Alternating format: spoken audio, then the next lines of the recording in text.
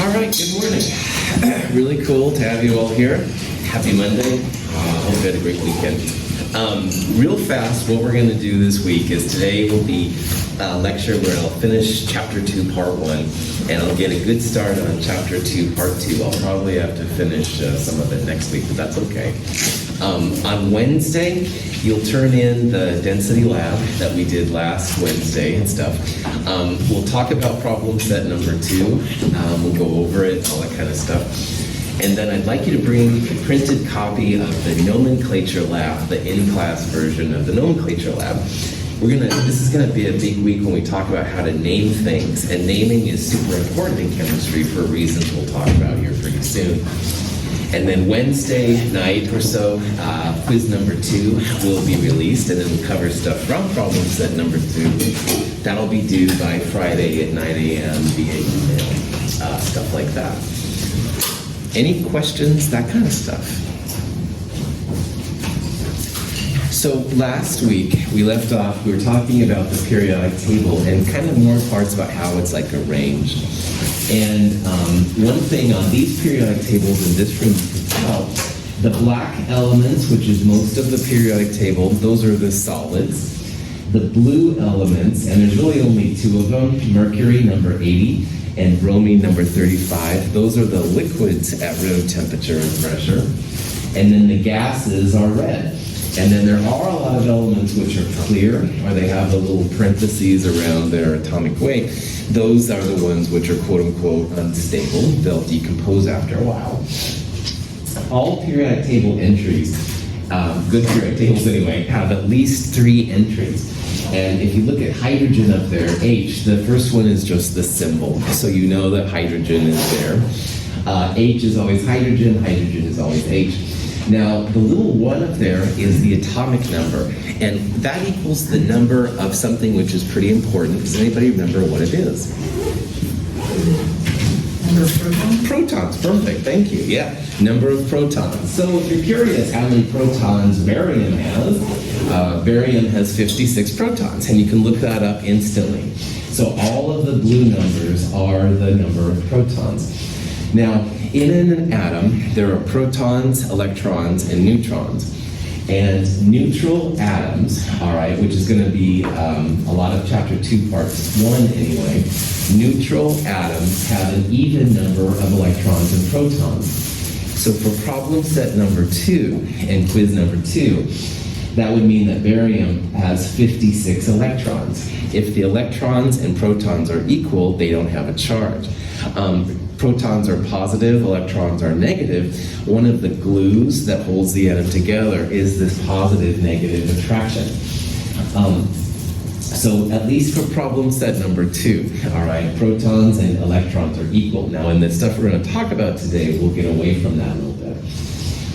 The third piece, though, is the number of neutrons. And as we talked about last week, all atoms or all elements on the periodic table have more than one, I call them flavors, but that's not right. Flavors just means you have different versions of it. So like if you go to the ice cream store, there's probably more than one type of chocolate. Well, there's more than one type of hydrogen. And hydrogen has regular hydrogen, which is the most normal. They just call it protium or something like that. There's heavy hydrogen, quote unquote, which is also known as deuterium. And there's also another one called tritium. And tritium is radioactive. Now, the difference between those is the number of neutrons. So regular protium hydrogen has just 1 proton and 0 neutrons. So that's the lightest one. However, heavy hydrogen has a proton and a neutron. So it has more mass in the nucleus. And then finally, tritium has 1 proton and 2 neutrons. It has a mass number of 3. So the red numbers here, which are going to be honestly the most important numbers as we go through in chemistry, those can represent a couple different things. They can represent the average mass of 1 hydrogen atom. So if we had a whole bunch of hydrogen atoms, an average mass would be 1.00794. And that's kind of interesting, but it's not super helpful because like we talked about, there's no 2.5 kids in the United States when they say the average family has it. There's families with 2 and 3 and stuff like that. There's no hydrogen with 1.00794 AMUs. You'll have some hydrogen at 1 AMU roughly, and some at 2, and some at 3, but you won't have this kind of in-between number. So in terms of average mass per atom, not super helpful, but it also represents the number of grams in a mole of hydrogen. And that's where we have a gazillion number of atoms running around, and that number is really helpful. So if we would, if you will, weigh out 1.00794 grams of hydrogen, that would give us a mole of hydrogen atoms. And every time you have a mole of something, it's that weird 6.022 times 10 to the 23rd number, kind of like a dozen. And we'll use the mole for transformations and stuff like that. Questions on that, Jazz? All right. On the periodic table, going back to what I started with then, there is this kind of hard to see a little bit now line. It's green line that's been written in. And that line is called the metalloid line. And that's an important line for the stuff we're going to start talking about, because everything to the left of that line, so everything I'm highlighting here with my pointer, basically all the elements from 1A to almost 3A, maybe not boron. Hydrogen doesn't include in this one, but most of the elements on the periodic table are metals, all right? And only the upper right, things above this metalloid line, only the upper right part of the periodic table has things then that are the nonmetals. We also talked about how there are periods. Periods go left to right. So hydrogen and helium are in the first period. Lithium through neon are in the second period, et cetera, et cetera. Periods will be more helpful to us at the end of Chem 221. But for right now, I just want to introduce this. But what we are going through right now are the groups. And groups are pretty helpful in chemistry. Groups go from top to bottom. So hydrogen down to francium would be the group 1A. And what this slide is right here where we stop, this is 2A. Group 2A goes from beryllium down to radium, et cetera, et cetera. Notice the weird way these groups are set up. It's 1A, 2A, and then there's a big gap before you get to 3A. And these elements in here, which are called the transition metals, they kind of have their own properties. But why the groups are a big deal is because all of them have very similar characteristics. We saw on last Monday how lithium, sodium, potassium, these kind of things, they react with water. And there was the cheesy video about the exploding bathtub, which might be a little doctored, but still it's kind of interesting. Excuse me. Group 2A now is another group of this. And group 1A are the alkali metals. Group 2A are the alkaline earth metals. They sound very similar, but they are different, so just FYI. So this is a slide talking about now the group 2A alkaline metals. So unlike group 1A, all right, group 1A reacts with water. Group 2A is not quite as reactive, but they're still pretty cool. We saw a video last Monday. It showed magnesium burning, and it's a very bright kind of a light that comes off. That's magnesium turning into magnesium oxide, MgO. And we'll talk more about that transformation and what that means later. But calcium metal is pretty cool. Barium and strontium, as well as being fun metals, if you use them in fireworks, you get green and red colors. And so if you've seen fireworks with those colors, probably it's from barium and strontium. We'll talk about the colors of metals especially and why they're kind of fun. Most of the alkaline earth metals do occur naturally, only in compounds, with the exception of beryllium. So if you want, like, for example, pure calcium, which is what we're seeing right here, or pure magnesium, you have to synthesize it. You'll take the compound and make it back into the element. And we'll talk about that more later, too. Any questions, this kind of stuff?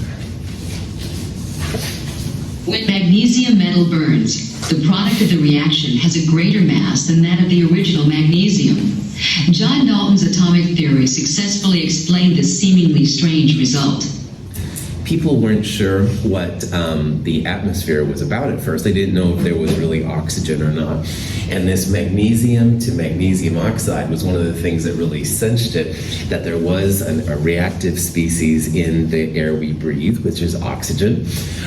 In this compound, the little white atoms are magnesium. Over here, they're of course white magnesium and red oxygen. And we'll talk more about that transformation at a future time. Now, group 3A, the fancy name is Chalcogens. I like to call them, though, the twisted metals. And twisted metals is something we'll look at in a couple lectures coming up.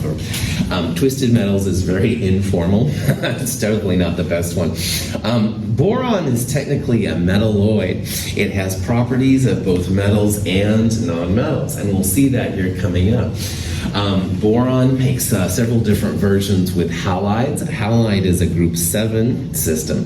Halogens are fluorine, iodine, chlorine, bromine, etc. like that. Aluminum is the most abundant metal in the Earth's crust.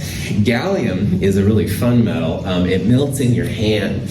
Early periodic tables actually listed gallium as a liquid, but that's not quite right.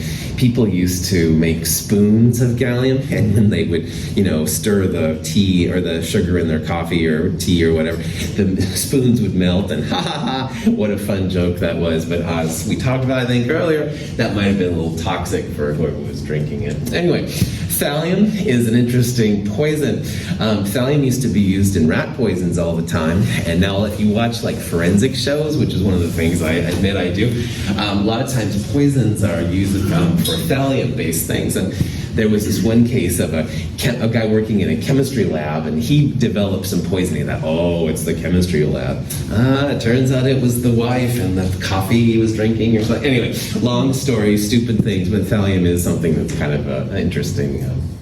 Anyway. Group 4 is called the crystallogens, and group 4, in terms of reactivity, is all over the place. Carbon, probably the most important element of all, because it's life and a whole bunch of other cool things. But of course, silicon is used in the electronics we use. Tin and lead, very important for different metals and stuff.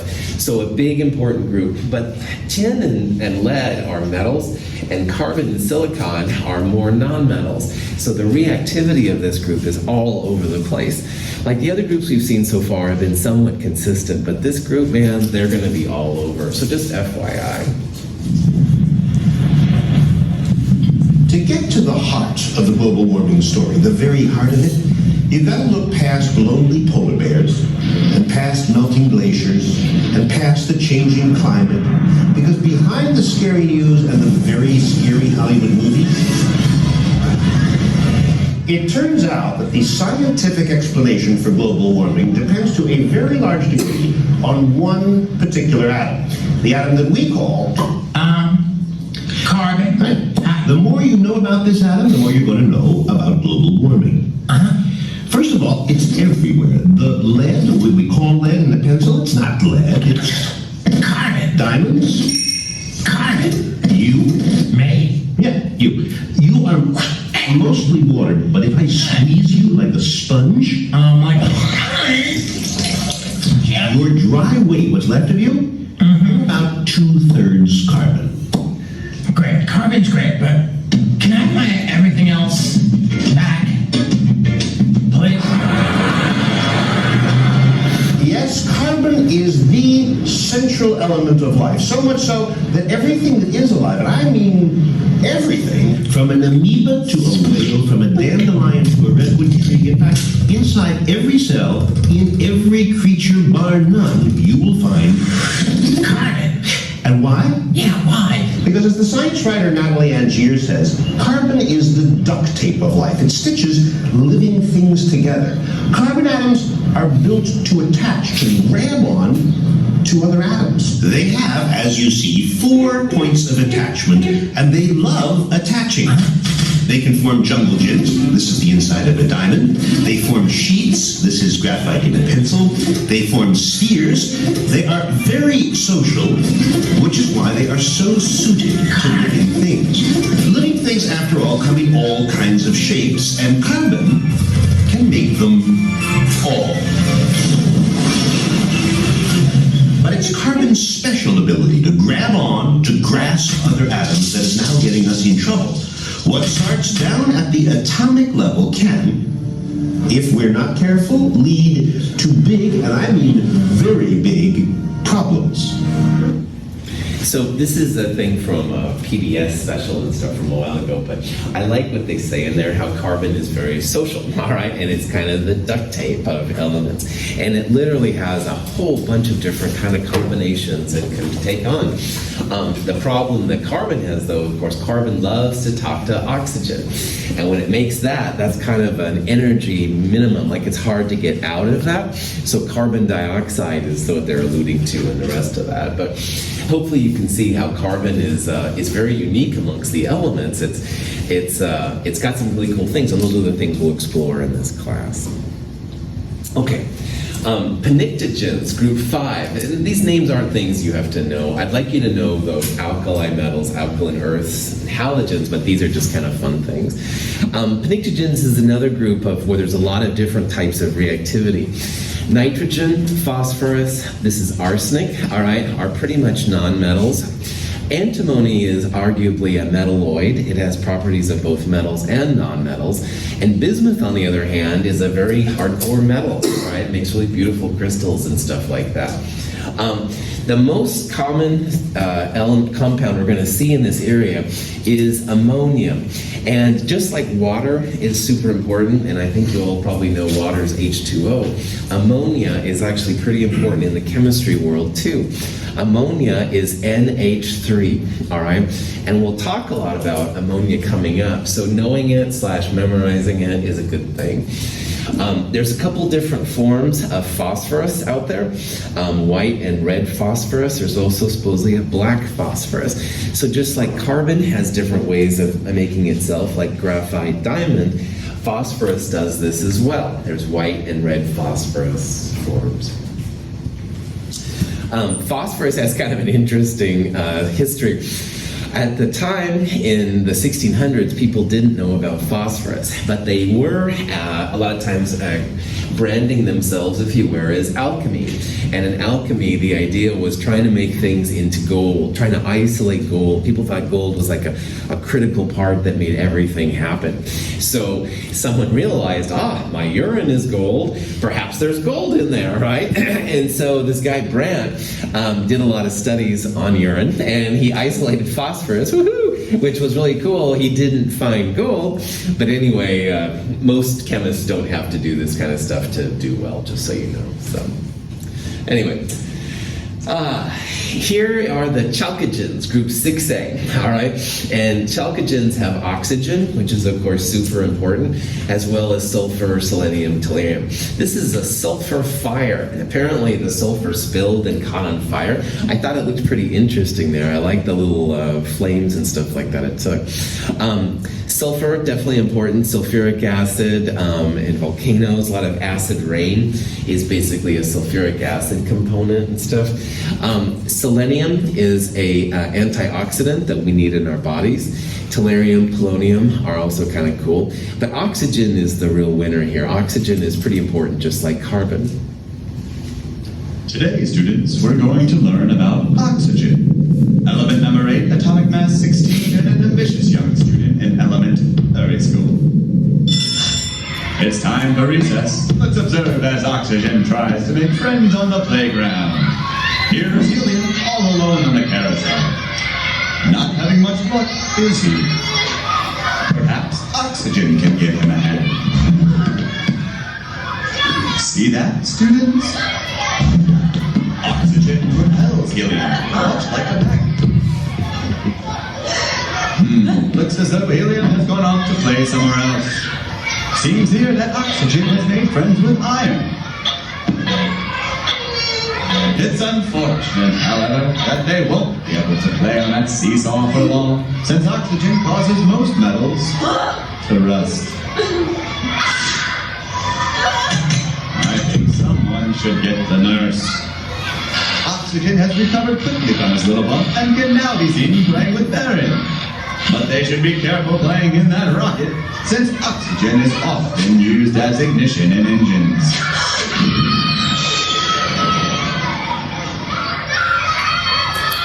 Curiously enough, barium is also used in fireworks, There's the green. which produce a brilliant green hue.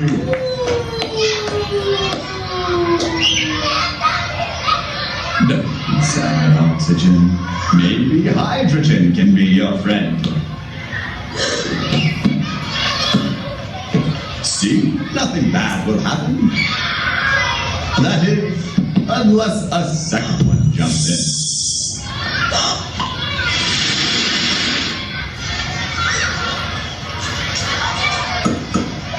That's it for oxygen. Be sure to watch our next lesson where we investigate the effects of helium in the upper atmosphere.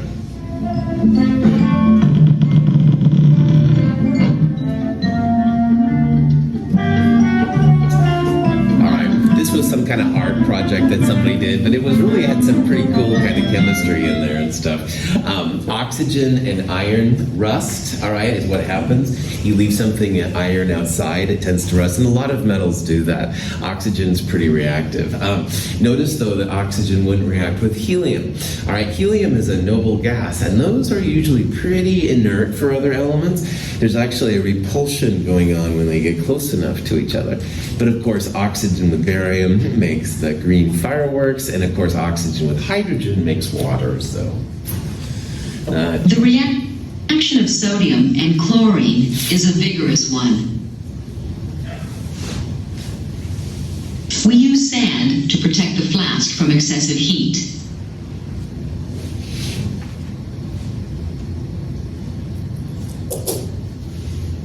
Then, we fill the flask with chlorine gas.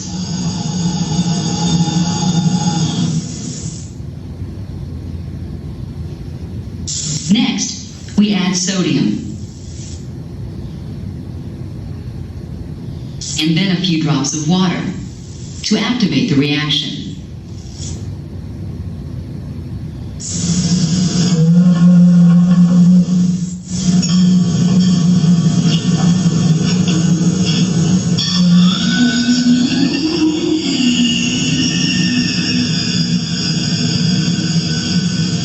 The reaction produces sodium chloride. this reaction is actually pretty important for people as well as chemists. What they did is they took a piece of sodium metal and they added it to a flask with some chlorine gas. And again, sodium metal with water, quite explosive. Chlorine gas would kill you. It's been used in World War I and stuff like that as an anti-thing. But anyway, a lot of energy is given out. You could see that kind of flame stuff coming out. And at the very top, there was actually a white solid kind of holding on. That's table salt, sodium chloride. And again, why I find that so interesting is that probably all of you have had a little table salt this morning on something, maybe unintentionally in a drink, or maybe it was intentionally adding it to eggs or something, I don't know. But anyway, that sodium chloride, which is something we do need a little bit of every day, comes from elements which are very reactive. And so like sodium, if you put it in, it would react with the water and it would burn it out. Chlorine would kill you. So that's an interesting thing in chemistry. A lot of times what you make is quite different than the things you put in, all right? And that's a real common thing we'll talk about more as we go through the course. But anyway, halogens are super important non-metals, all right? And fluorine and chlorine, definitely really good gases. Bromine is the liquid we talked about. Iodine is a solid. Acetylene is really radioactive. But these guys are really important when it comes to reactivity, and we'll see them a lot in different things coming up. Halides and halogens refer to the same thing. We'll talk about that difference more in a little bit. And then finally, the noble gases, group 8A. Now, these were called the inert gases for a long time because people couldn't make any compounds from them. And then in the 50s and 60s, they started to be able to make some. And this is one of my favorites. We'll talk about more in a future lecture. It's a xenon atom in the middle. 4 fluorines around the outside and an oxygen right there. And again, before 1950, people thought, oh no, they can't make any compounds with these, but they do have now compounds with both xenon and krypton. Now these three, I don't know, there's some arguments that maybe they've made some stuff, but I'm still not quite buying it, so I think the jury's out. So these three are quote unquote inert more or less, but these two now, they do have true compounds. But anyway, these were used a lot of times in different types of balloon experiments. Helium is definitely used for a lot of balloons and stuff. Argon can be used for some refrigeration, so it's kind of interesting. So what we've done so far on the periodic table is we looked at the 1A and 2A on the far right, and then we looked through 3A through 8A on the right. And all of the A groups in chemistry are called the main group elements. And there's a real important reason why we're pulling those apart from the other ones, as we'll talk about here in a little bit. So the A groups are called main group elements. But the B groups are really important too. And actually, those are probably more of my favorites, to be honest. The B groups, these middle ones here, are called transition metals or transition elements. And they have a little bit different reactivity from the main group elements, 1A, 2A, and 3A through 8A. So all of these B group elements right here, those are the transition metals. Transition elements, transition metals. And then like we talked about in an earlier lecture, right here on the periodic table, there's usually like a star or something. And that star, these groups, push down to these two groups right here. And these are special transition metals, if you will. This first row right here, these are called the lanthanides. And the second row right there, these are called the actinides. And you can probably imagine that these two have even different reactivity from the regular transition metals up here. So there's lots of weird distinction. All of these are metals, all right? The transition metals, lanthanides, and actinides, they're all metals. But they're a little bit different in their reactivity when compared to the main groups, the A groups on the periodic table. So iron is one of the best known of the transition metals. Iron, when it rusts, gives a compound called iron 3 oxide, and we'll talk about that here in a little bit too. But there's also uranium and copper and cobalt and a whole bunch of other things that are real well known. Transition metals are just kind of their own thing, if you will. Now, one of the reasons why I became an inorganic chemist, all right, is because I really like the colors of things. And the transition metals dominate, in my opinion, when it comes to different colors. These are all the different colors you can get from some of the transition metals. When you see a chrome, that means it's from chromium. So these three right here are all chromium. These two are manganese. These are iron, and you can see not all of them are colored, some of them are clear. Cobalt, copper, nickel, etc., etc. Vanadium, number 23. Vanadium is named after Vanadis, who was, I think, a Swedish goddess of beauty. And the reason they was given, that element was given vanadium's name was because vanadium makes a whole bunch of different colors, man. They're really, really cool. So anyway, it's kind of fun, kind of cheesy, but anyway, just realize that if you want colors, woohoo, transition metals are where you need to go. All right, so that's really the end then of Chapter 2, Part 1. And in this section, we introduced the periodic table, talked about some of the important parts from the periodic table, and then kind of broke it down in terms of atomic mass. We also introduced the mole. But most of this section was on the atoms and the elements by themselves, all right? And so in the next section now, we're going to start going into how to make compounds, what happens when you start taking away electrons or adding some electrons. And again, these are different ways to study and stuff for this section. Any questions on that? Cool. All right, so give me just a second. Let me get out of here. And let's go on to Chapter 2, Part 2. Woohoo! And Chapter 2, Part 2 now is more about the molecules. And atoms come together to make molecules. Molecules are just different combinations of atoms together. So you can see here in the silly far side, they're taking the dirt atoms and making the dirt molecule. All right, anyway, really, really dorky. But anyway, that's kind of what we're going to do. So we took the sodium atoms and the chlorine atoms to make the sodium chloride molecule. You could also take hydrogen atoms and oxygen atoms and combine them to make water, H2O. And we'll talk about all these kind of things and how they fit in. Now, this section does go over most of the same stuff from Chapter 2, Part 1. So it's kind of a building thing. The textbook kind of combines both of these into one, but I think there's utility in seeing what's like when they're separate, when they're just atoms, and then also when they're combined together. So bear with me. But the most important thing from this section is we need to talk about how to name compounds. And bear with me while I introduce some poetry to you. Excuse me, I apologize, I'm getting all choked up here. This is a very old poem from some kind of old chemistry text or whatever. Auntie Jane fed baby Nell what she thought was calomel. Calomel is a compound with mercury and chlorine. What the baby really ate was corrosive sublimate. Corrosive sublimate is also a mercury-chlorine compound. Not much difference, I confess. Just one chlorine more and one baby less. Oh, poor baby. So anyway, I bring up this ridiculous and annoying baby cry here just to talk about what difference an extra atom can make. Now, calomel is one mercury for every one chlorine. And there's a lot of cool reasons why in the old days, especially, people used to give calomel. Helps to prevent dysentery and stuff like that. However, corrosive sublimate, notice it's also mercury and chlorine, but it's got one extra chlorine to it. And corrosive sublimate is a bad, bad thing. You don't want to add it. So it's like a poison, all right? And again, this horribly cheesy, poem, hopefully though highlights the difference of how we've got to have a way to talk to each other about which chemical you want, all right? So Nick says, hey, Russell, go get me some mercury chloride. Well, I go to the back room and I'm like, I wonder if Nick wants HgCl or HgCl2. And the difference, that one extra atom can make a huge difference in the reactivity of what's going on.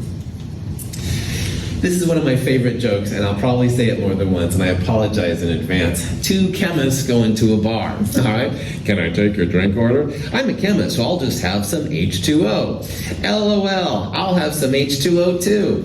Here comes the bartender. Here you are, gentlemen. Thanks. Good.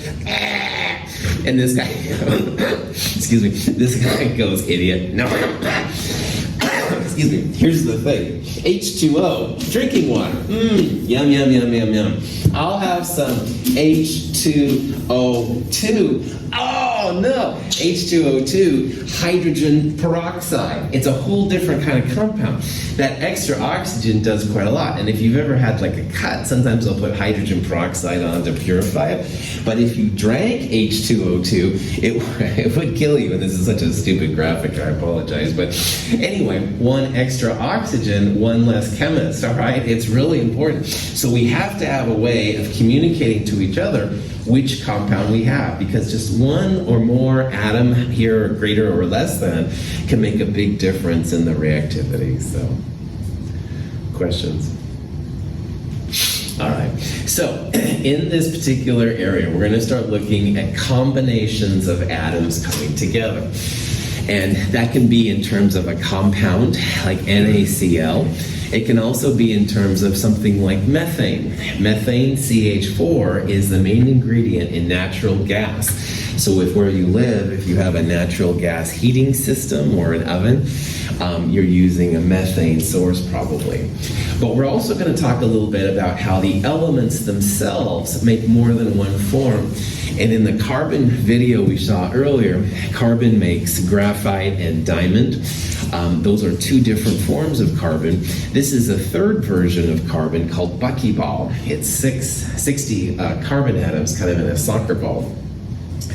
Oxygen is another example. The normal oxygen we breathe is actually an O2. Ozone is O3. So these are both forms of oxygen, just different flavors once again. So we'll talk about all of that here in a little bit.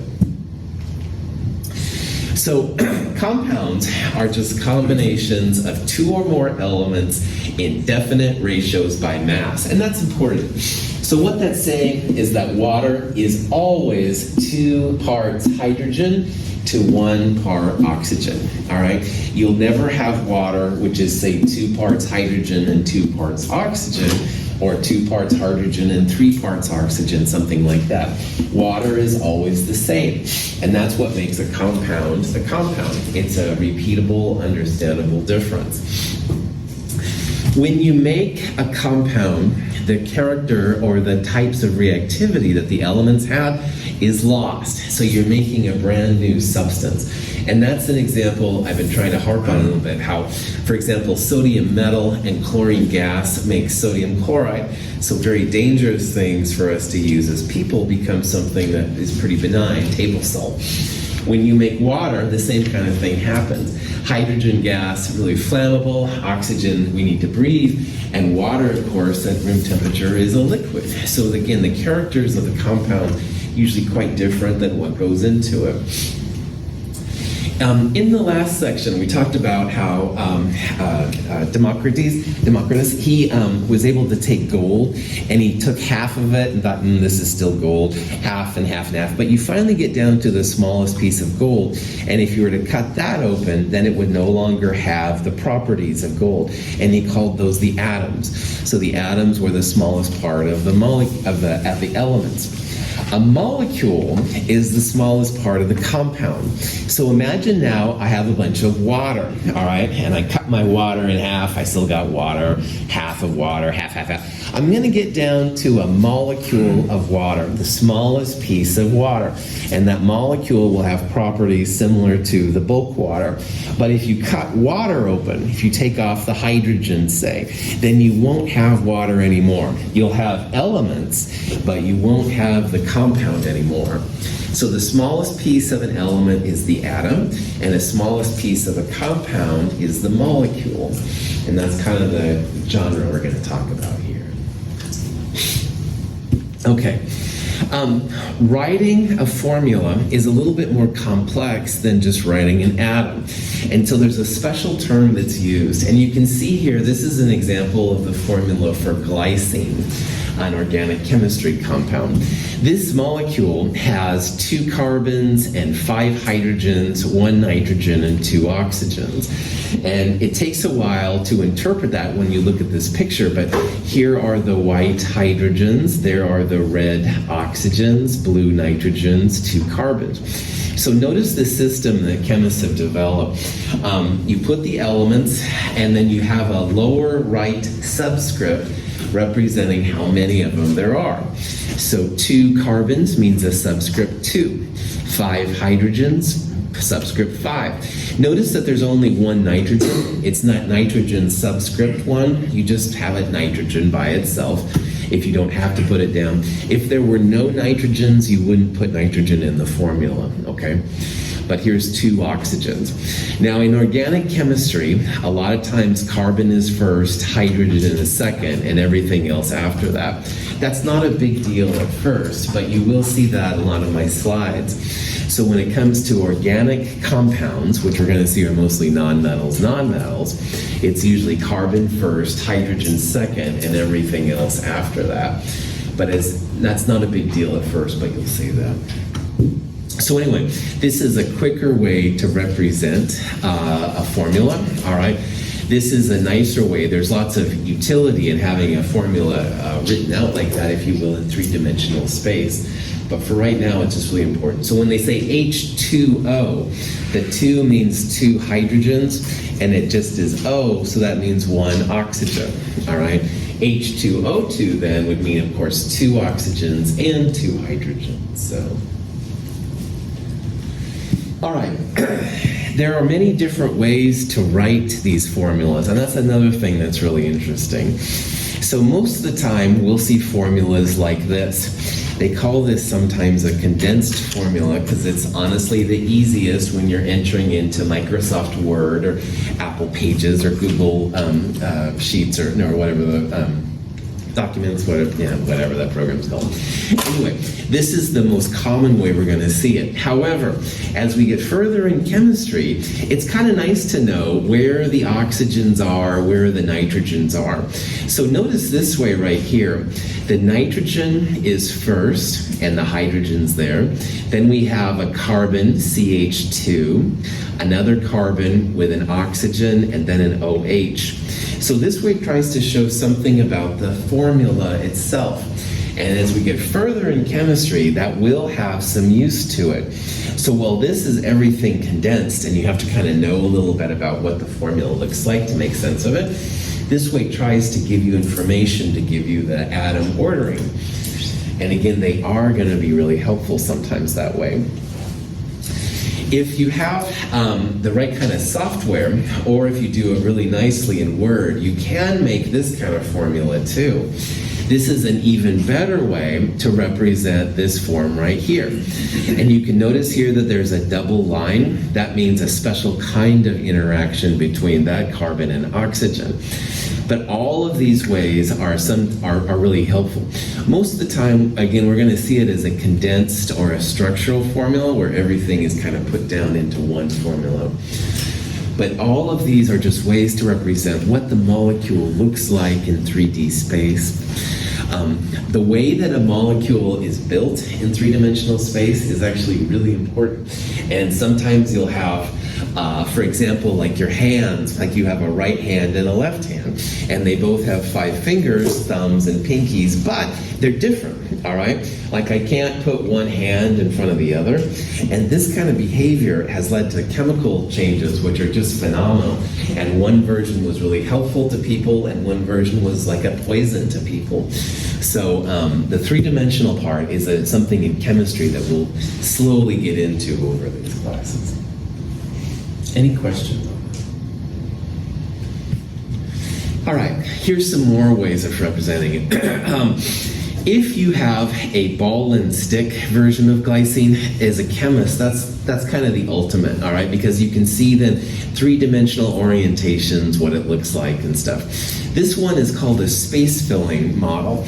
And in reality, as the atoms come close together, it's the electrons that mesh together that holds those bonds. And so a space-filling model can tell the right type of chemist more about where the electrons are, how you could maybe make this into other molecules. This is kind of hard to interpret, though, in terms of where the atoms are, like they're all kind of blurred together. But anyway, this is just another possibility you might see out there. But all of these are representing glycine. Okay, ethanol is drinking alcohol. This class is not intended for you to start drinking alcohol, mind you. But anyway, ethanol is CH3, CH2, OH. All right, and that's a structural formula. And in ethanol, you have a CH3, and that's this little CH3 on the ball and stick. There's a CH2 right there, and an OH.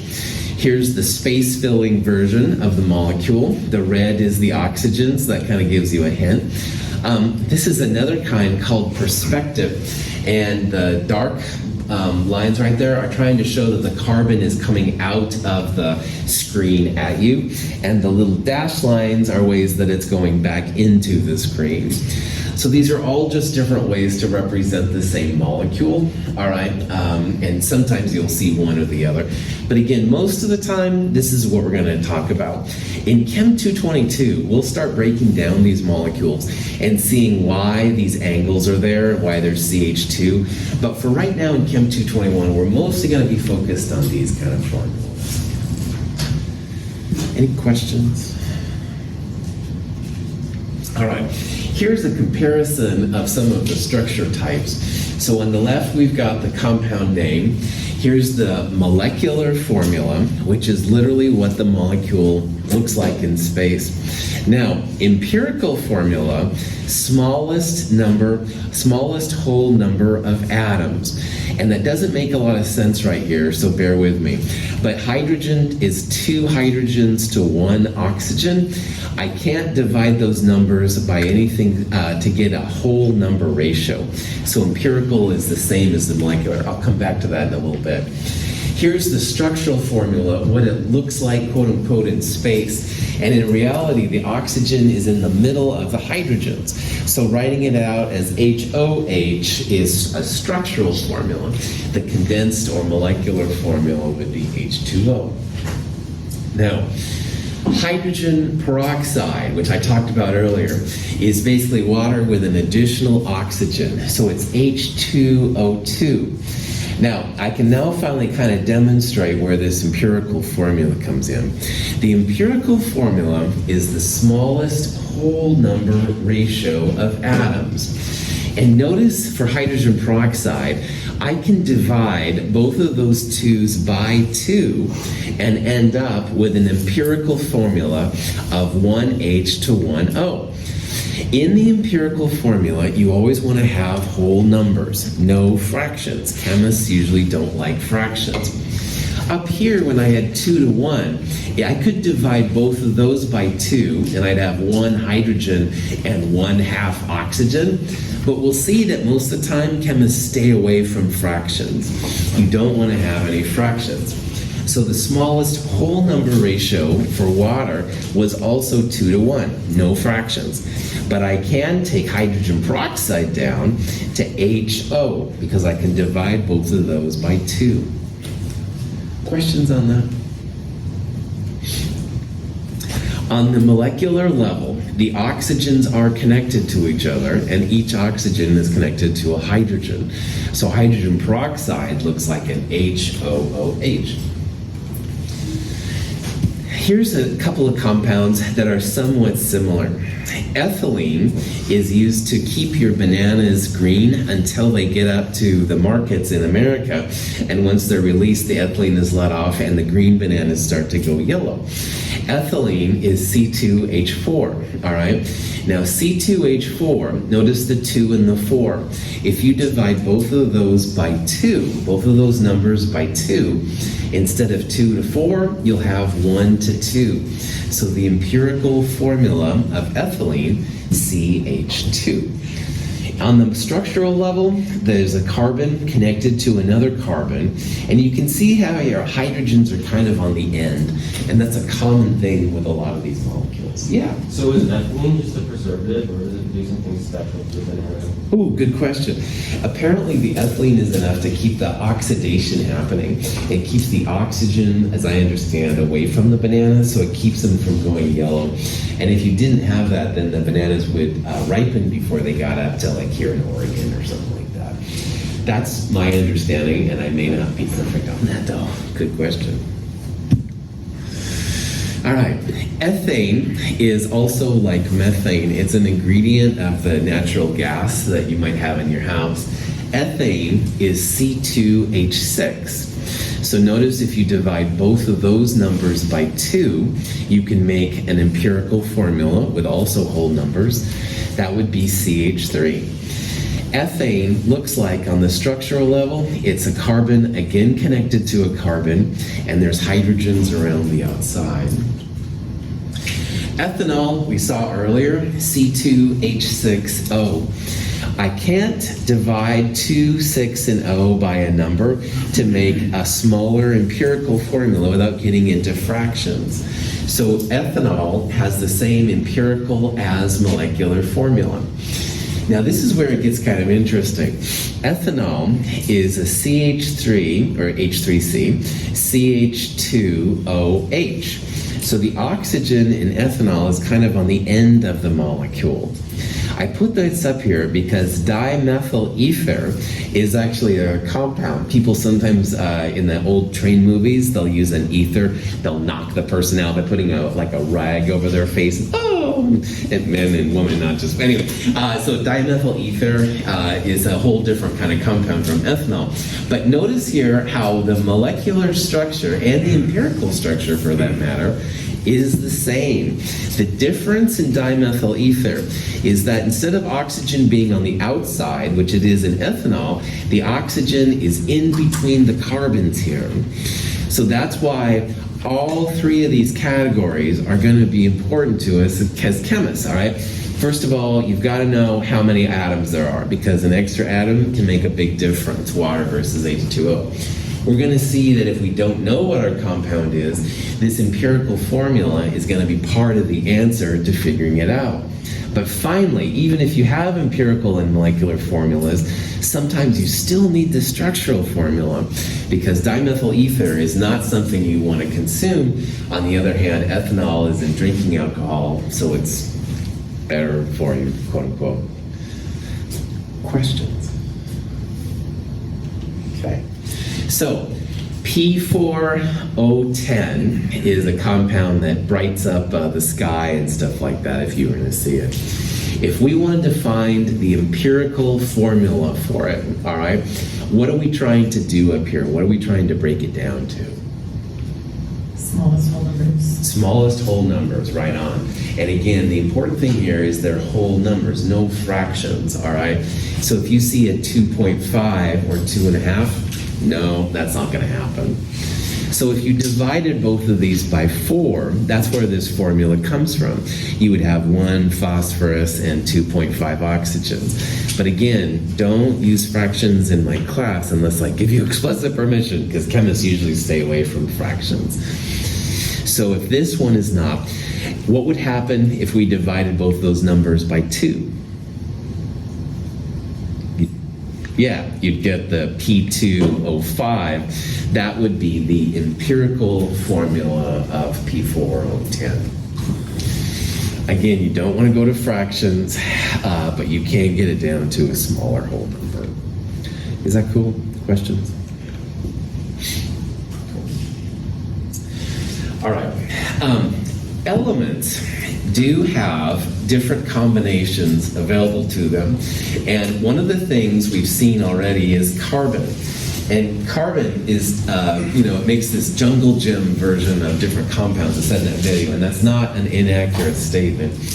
The carbon that we're probably used to dealing with most of the time is in graphite. If you have a pencil, all right, the pencil lead, quote unquote, is not lead, it's actually graphite.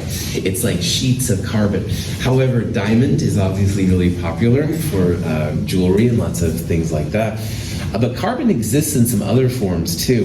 Buckyball was the one in the 90s that was really popular. It's basically like a soccer ball of carbon atoms, and it's really unique. People saw some dust on their table at a chemistry lab. They thought, wonder what the dust is made of. Well, long story short, there's lots of molecules like this in the dust, and people didn't know about it until they started analyzing these things. Now, there's other things too. There's graphene, and there's lots of different versions of brown carbon. So if an element has more than one form, and carbon is a great example of that, they're called allotropes.